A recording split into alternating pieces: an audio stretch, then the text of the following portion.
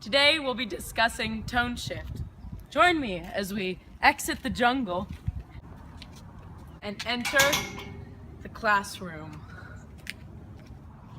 For our first segment today, we will be defining tone shift, so I'm going to throw the camera on over to our first-hand reporter, Mr. Orick.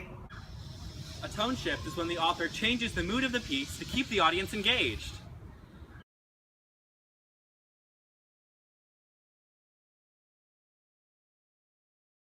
I'll give you an example.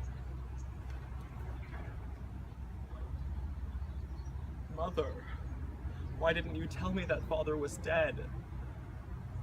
Because that's awesome! Another example would be from Richard Louve's Last Child in the Woods. But that's not for me to talk about. Let's cut back to you, India. Hello, I'm India, the last child in the woods. In Richard Louve's piece, he starts with a factual tone stating, researchers at the State University of New York at Buffalo are experimenting with a genetic technology through which they can choose the colors that appear on butterfly wings.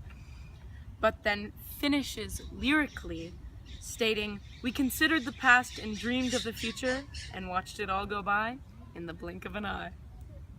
Thanks, India. That rock-solid report.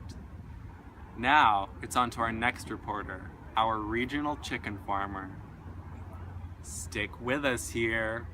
It's a twiggy one.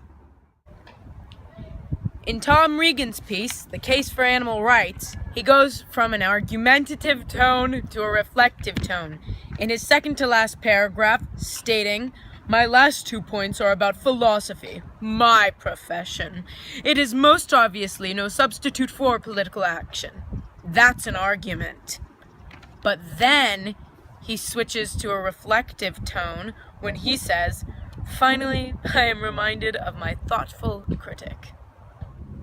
Thanks for that last strong example.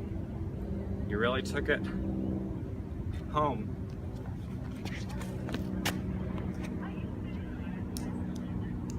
Thanks for joining us on our awesome journey.